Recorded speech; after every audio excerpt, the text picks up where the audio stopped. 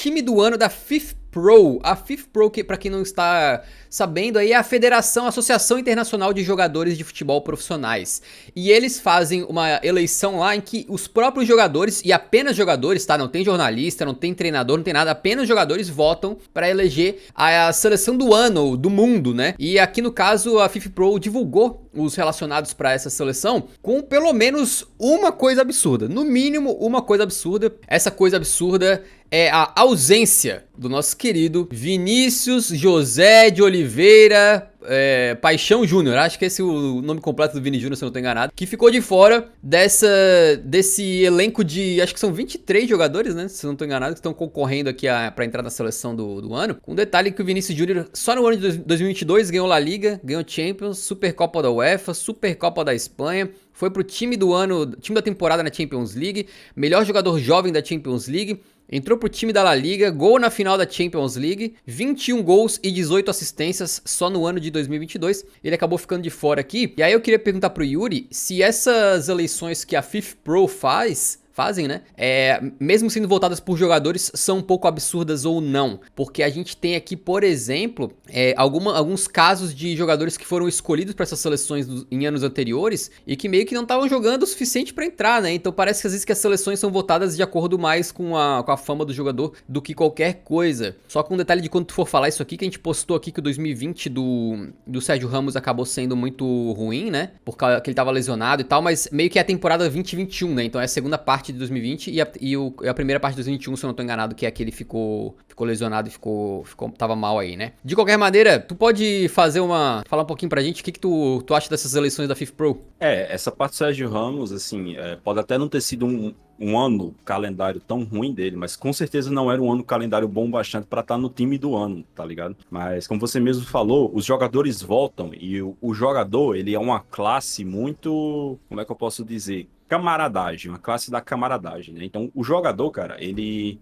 tende a votar mais no cara que ele respeita, no cara que ele gosta. Então, por isso que, pô, eu até já falei sobre isso. O Cristiano Ronaldo e o Messi, cara, eles só vão parar de aparecer nisso aqui quando eles se aposentarem. Porque o mundo inteiro do futebol respeita o Cristiano Ronaldo e o Messi. Então, quando chega o e-mail da FIFPro para voltar nessa seleção do mundo, o cara começa pelo nome do Cristiano Ronaldo e pelo nome do Messi, entendeu? Ele já vai lá no campinho lá, na parte do ataque, coloca lá Cristiano Ronaldo na esquerda, Messi na direita, e aí ele começa a votar nos outros. Então, tem também a questão de que, assim, quando você faz esse tipo de eleição com base no voto do jornalista, cara, você pode ter raiva de jornalista, o caceta 4. Mas pelo menos o cara que trabalha com futebol, ele assiste futebol, beleza? O jogador, não. O jogador, a maioria deles, assim, se você pegar entrevista de jogador, cara, vários deles falam que não gostam de assistir futebol, que não param pra assistir futebol, porque assim, pô, o cara já respira o futebol boa parte da vida dele. Quando ele tá na folga dele, vários dos caras gostam de fazer outra coisa, gostam de, sei lá, jogar um videogame, sair com a família, assistir uma parada, tá ligado? Então a verdade é que a maioria não gosta de assistir futebol, cara. E você chega pra um cara que não acompanha o futebol, não acompanha a temporada e pede pra ele fazer um 11 do mundo, meu irmão, é óbvio que ele não vai ter propriedade para fazer esse 11. Então ele vai votar nos caras em que ele mais conhece. Pô, chega na lateral direita. O cara pensa, pô, beleza, eu vou colocar uma lateral direita aqui. Ele lembra, pô, o Daniel Alves, pá. Aí bota lá. Aí chega na lateral esquerda, ele lembra do Marcelo, que jogou pra caralho na Champions League há 15 anos atrás. Aí bota lá o Marcelo, entendeu? Então, cara, todos os anos, quando sair essa lista da FIFPro, vai ter absurdo, cara. Vai ter gente estranha lá no time. E todo ano tem, cara. Eu citei alguns exemplos aí nesses tweets. Mas se você for pegar todas as seleções da FIFPro, em todos os anos tem alguma parada estranha lá. Claro que tem muita coisa que faz sentido, mas também vai ter muita parada estranha. Então, isso nem me surpreende mais, cara. É um bagulho assim que eu não levo muito a sério, tá? Eu não dou muita moral pra esse prêmio. Ah, se o cara tá lá, bacana. Se não tá, tanto faz também. Justamente por causa disso. Eu acho que esse colégio eleitoral que eles estabelecem é muito falho. Entendi. E, cara, uma coisa que acho que a gente pode falar também é que eu acho que são milhares de jogadores que votam, se eu não tô enganado. Eu tava tentando ver que se tinha número, assim, mas é muita gente mesmo, uma É seleção todo muito... jogador, se eu não me engano, todos os jogadores que são filiados da FIFPro, né, que é a Federação Internacional dos Jogadores Profissionais, todos eles podem votar. Não é obrigatório, né? Então, por exemplo, se o cara não quiser enviar o voto dele, ele não envia, mas quem quiser enviar, se for filiado lá, eles enviam e podem votar. Entendi. É uma coisa que acabou ficando na polêmica mais uma vez, então, porque os indicados são os seguintes, né? Pra quem tá apenas ouvindo aí. Pro gol, Alisson, Courtois e Dibu Martínez. Ok, pra zaga, pra defesa, na verdade, Cancelo, Alphonso Davies, Van Dijk, Vardiol, Hakimi, Theo Hernandes, Rudiger e Thiago Silva. Meio campo com Já Belling... tem um errinho aí, né? Com Belling... Assim, pô, diga. Temporada... Não, só pra comentar, já que você tá citando, na temporada passada o Davies teve muita lesão.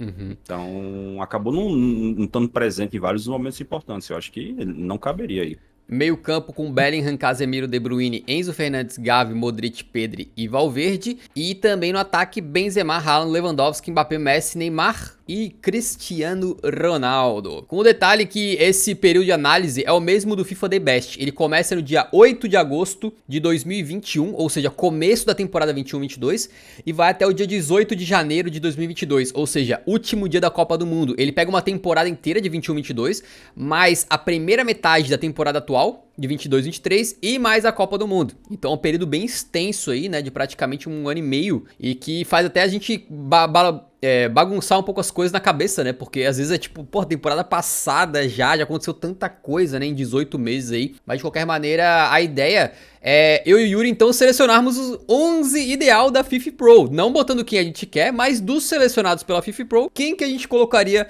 no nosso time principal aqui. Esse é o desafio, beleza? Então a gente tá com um campinho aberto aqui na tela e a nossa formação vai ser a 4-3-3, porque assim, é impossível você não escolher 3 atacantes no mínimo, né? No mínimo. Então, acho que a gente pode começar aqui jogando a bola pro Yuri, e já sei algumas respostas dele com certeza, né? Mas, no gol entre Alisson Becker, Courtois e Dibu Martínez, quem que tu colocaria? O melhor goleiro do mundo, que é o Courtois. Isso aí pra mim tem nem debate, cara. Alisson e Dibu Martínez chegaram nem perto. De acordo. Então, o Courtois, aquela Champions que ele fez foi absurda, e até a Copa do Mundo ele teve umas falhas ali na real, né? Mas a Copa do Mundo da Bélgica inteira a gente até finge que não aconteceu aquilo lá, de tão horroroso que foi. Mas o Courtois certamente também concordo que é o melhor aí. Aí vamos para a zaga então, olha só. Tem alguns laterais, mas a maior parte é zagueiro, né? Então a gente tem o Cancelo na lateral esquerda, de fato ele virou lateral esquerdo, né? Davies lateral esquerda, Theo Hernandes lateral esquerda e o Hakimi lateral direito. E aí na zaga tem Van Dijk, Vardiol, Rudiger e o Thiago Silva. Eu não sei o que tu vai dizer aqui, porque é curioso que esse período de análise sendo tão grande, tem jogadores que, por exemplo, o Cancelo entrou numa fase ruim e até saiu do City já. Só que a gente tem que lembrar que o período de análise acabou no final da Copa. E a Copa do Cancelo foi ruim, mas antes disso ele vinha jogando para um caramba, né? Então é difícil tu fazer análise pensando no período correto. Mas não sei se tu concorda comigo aqui que o Hakimi entraria na lateral direita porque é o único lateral direito da lista. O que tu acha dessas escolhas aqui? Acho que se pá dá pra deslocar o Cancelo, mas... Dá pra deslocar o Cancelo, né? É porque assim, pô, essa temporada do Hakimi é melhor, temporada 22-23. Só que a temporada passada, 20-21 do Cancelo, é muito melhor que a do Hakimi. Temporada passada o Cancelo, puta que pariu, cara, comeu a bola. Acho que, por exemplo, um nome que pra mim é indiscutível é o Theo. Acho que o Theo na lateral esquerda é, assim, ficha, tá ligado? Porque ele vem jogando muito desde a temporada passada, foi um dos melhores jogadores do Milan, que conquistou a Série A. Fez uma final de Copa... Exato, é isso que eu ia dizer. Ele fez uma final de Copa ruim, mas de resto, cara, da semifinal pra trás, ele jogou bem em todos os jogos da Copa do Mundo. Então, pra mim, é um nome indiscutível. Na lateral direita é que é um pouquinho mais complicado, né, cara? Mas eu acho que pra mim fica entre o Cancelo e o Hakimi. Eu não sei quem tu pensa em colocar, mas é porque, pô, se a gente colocar o Cancelo, vai ter gente que vai olhar e falar, Cancelo? Jogou nada na Copa do Mundo. Só que, pô, na temporada passada o maluco tava endiabrado, cara. Tava comendo a bola, não sei, cara. É difícil, porque em compensação o Hakimi jogou muito bem na Copa do Mundo, né? Então são situações um pouco opostas, mas sei lá, cara. Eu, pessoalmente, eu colocaria o Cancelo. Tá, eu também. Na minha opinião, os melhores momentos do Cancelo foram muito, muito, muito superiores aos melhores momentos do Hakimi, né? Até porque o Hakimi, na Copa do Mundo, olha, eu assisti todos os jogos de Marrocos na Copa, tá? Eu não acho que o Hakimi jogou tão bem assim. Eu acho que se ele fosse o Al-Ittihimi que jogasse num time de Marrocos, tivesse jogado exatamente igual, ninguém estaria falando dele. Mas ele é o Hakimi, ele tem nome, ele é jogador do PSG, então a galera tá hypando bastante o desempenho dele ali. Mas não acho que ele jogou muito bem, até porque a gente viu um Hakimi na Copa do Mundo muito defensivo, né? E a gente sabe que o forte do Hakimi sempre foi a parte ofensiva. E na Copa do Mundo ele tava como lateral marcador, quase como um zagueiro pela direita muitas vezes. Então, de qualquer maneira, minha opção também é o Cancelo, lembrando que o período de análise até o final da Copa. Cancelo não jogou nada na Copa, mas fora isso, amigo, porra, os últimos 18 meses do Cancelo aí tinham sido bem interessantes, né? E na zaga, quem tu colocaria, cara? Minha opinião, não assisto tantos jogos do RB Leipzig. Não vou mentir. Agora, o que o Vardiol fez na Copa, por mim, ele entra nessa seleção aí. Só pelos jogos que ele fez na Copa do Mundo já entraria. O que tu acha?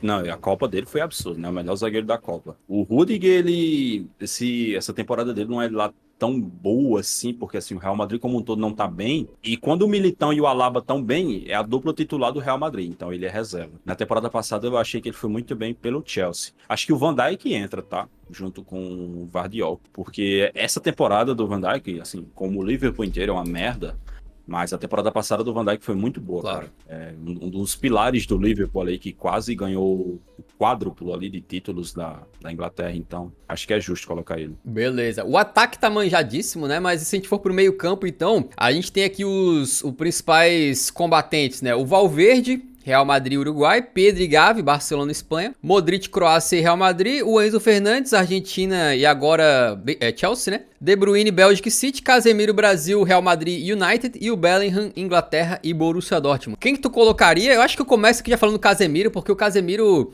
ele teve esse começo do Manchester United que foi aquela coisa estranha, né? Se a gente for revisitar, cara, é até bizarro, se a gente for revisitar ou ouvir aqueles casts que a gente fez na época que ele chegou no United e tava no banco, parece uma realidade alternativa aquilo que tava acontecendo lá, né? Porque desde então ele já se assentou no time, já tá consagradíssimo lá.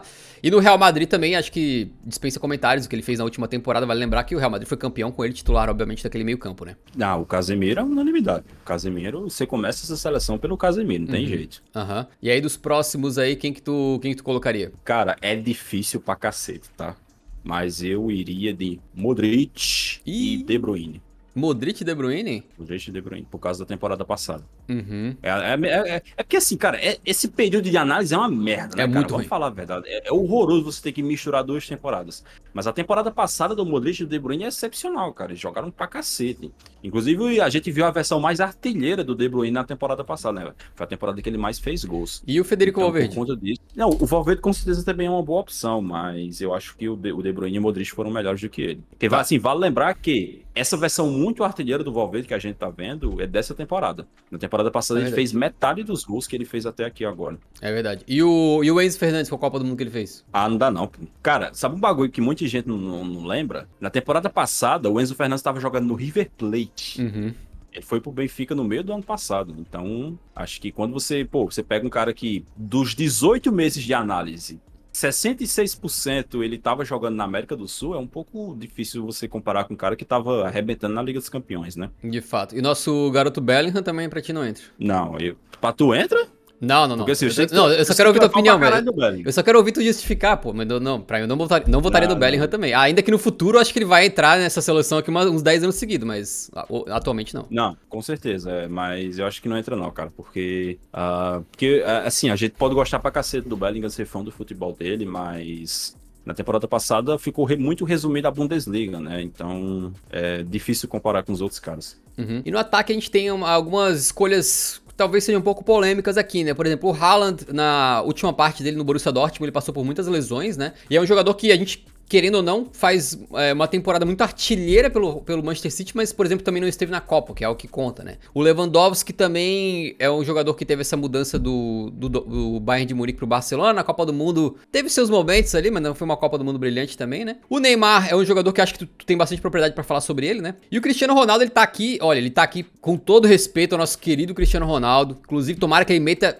1.500 gols lá na Arábia Saudita. Não tem sentido isso aqui. Não tem sentido. Ainda que, vale lembrar, o período de análise é desde o começo da temporada passada. No começo da temporada passada, o Cristiano Ronaldo acabou como artilheiro do Manchester United, né? Ele meteu gols importantes na Champions League, salvou o United várias vezes naquela fase de grupos lá. Meteu gol contra... Pô, agora nem lembro o que era, acho que era Vila Real, Atalanta, sei lá. Ele meteu gols importantíssimos naquela Champions.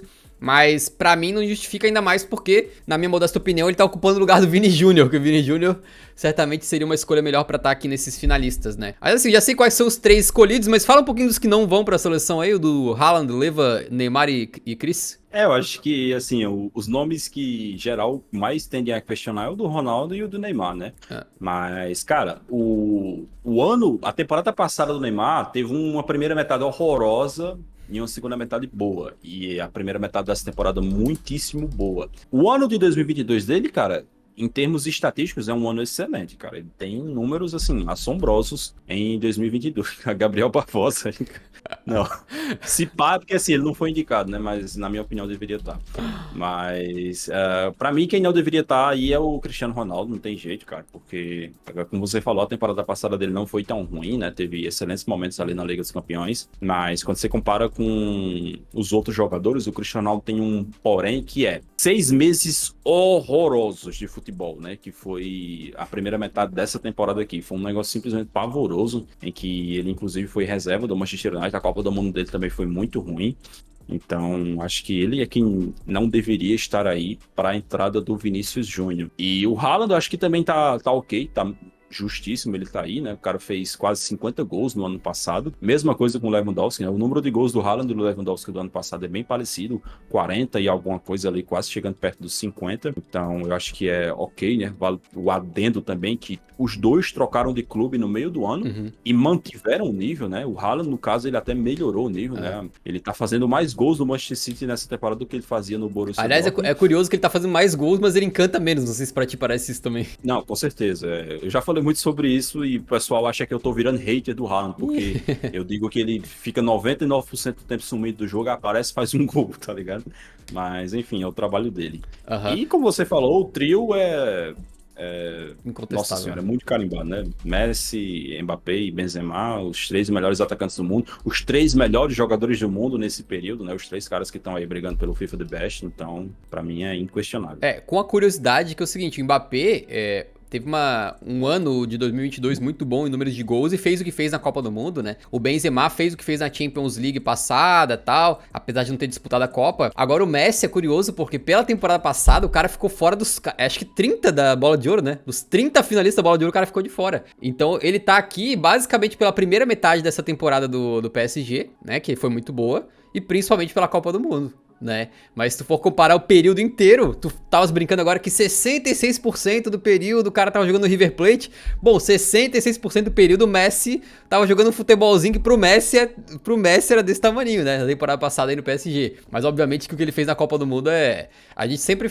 ressalta, né? Copa do Mundo é outro patamar, né? Naquela brincadeira de, não, quem ganhar o Mundial de 2025 vai valer por 3 mundiais das antigas. Pô, que o cara faz uma Copa do Mundo vale por 4 edições da Ligue 1, né? Nem isso, vale por 10 edições da Ligue 1. Então, acho que o trio não tem muita justificativa, né? Muito o que falar, né? Tu acha que, minha opinião, talvez, fora esses 3 aqui, se tivesse uma quarta vaga no ataque, seria do Vini Júnior. Não sei se tu concorda. Não, com certeza. O Vinícius Júnior, pô, a temporada passada dele foi um bagulho absurdo e essa temporada dele também tá muito boa. Vale dizer que ele é o artilheiro e o líder de assistência do Real Madrid, o que não é pouca coisinha não, tá? Então, acho que se tivesse outra vaga, com certeza seria dele. Então se tá fosse, aí... por exemplo, Fala. se fosse pro tipo assim, sacar um cara do meio campo, tipo, sei lá, sacar o De Bruyne, aí colocar o Vinícius Júnior aberto num lado, o Mbappé aberto no outro e o Messi e o Benzema por dentro. Acho que seria uma variação dessa seleção aí. Então tá aqui a seleção da FIFPro do Eurofoot. Lembrando que a gente usou apenas os nomes que a FIFPro escolheu, não foram nomes que a gente escolheu, né? A gente acabou fazendo um 11 titular com Courtois, Theo Hernandes, Van Dijk, Vardiol e Cancelo, Casemiro, De Bruyne, Modric, Lionel Messi, Karim, Benzema e Mbappé.